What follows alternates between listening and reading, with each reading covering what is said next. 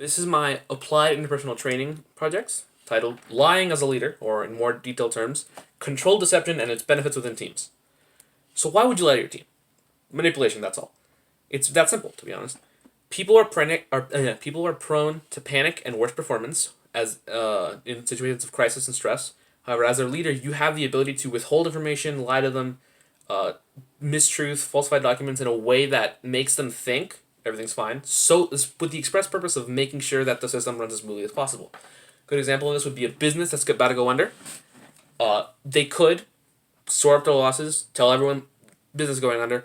You'll get your 2 weeks notice pay. Your pension is cut because of this. You'll still get your 401k, and send everyone on their way. Or they could pull themselves by their bootstraps, transition everyone into a model that is new but might work better with the new business environment.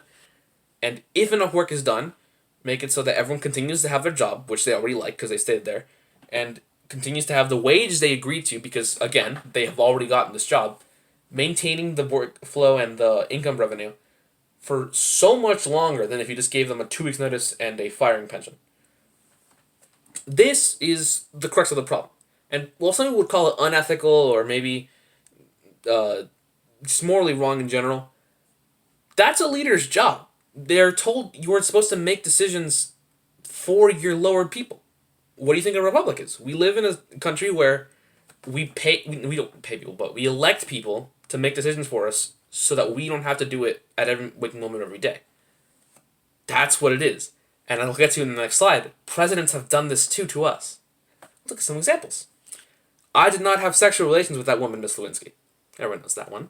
And it turned out to be true, not a lie. Watergate is a total falsehood that our enemies have latched onto. Correct, Mr. Nixon. They did latch onto it because it was true and it was a huge scandal. There would be no further incidents in the Tonkin Gulf. Lyndon B. Johnson was known for his incidents in the Tonkin Gulf. And I won this election by a lot by Donald Trump on Twitter just last year. That one is crucial because it shows that he was trying at the last minute to make all of his supporters believe nothing was wrong. They should not hedge their bets and figure out a way to get Joe Biden to do more conservative things. They said, no. You can believe in us and it will work.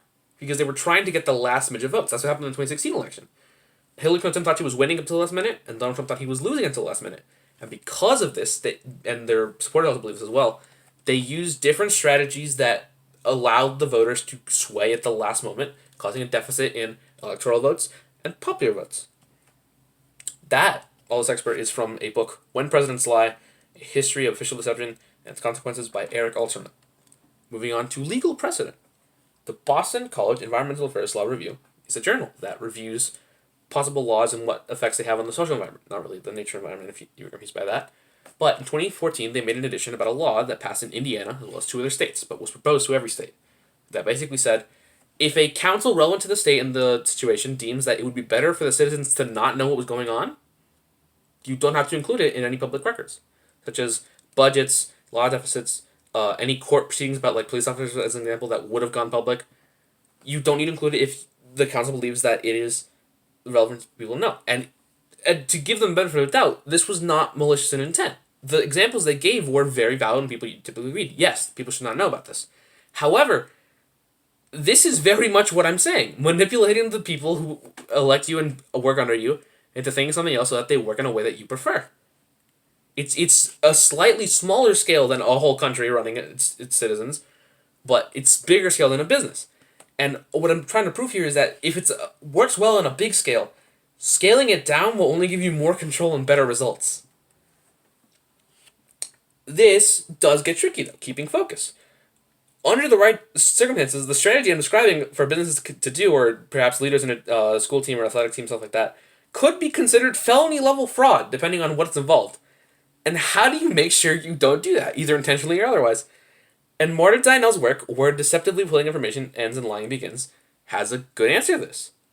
If you influence people, which is what people typically think is innocent, frequently, they will have long-lasting effects you don't want. But manipulating them briefly will just make them do things that you prefer. If you take all of this in mind and apply it slowly, not at once like a boiling frog situation, I guarantee you'll get people to do what you want and benefit your group more than ever.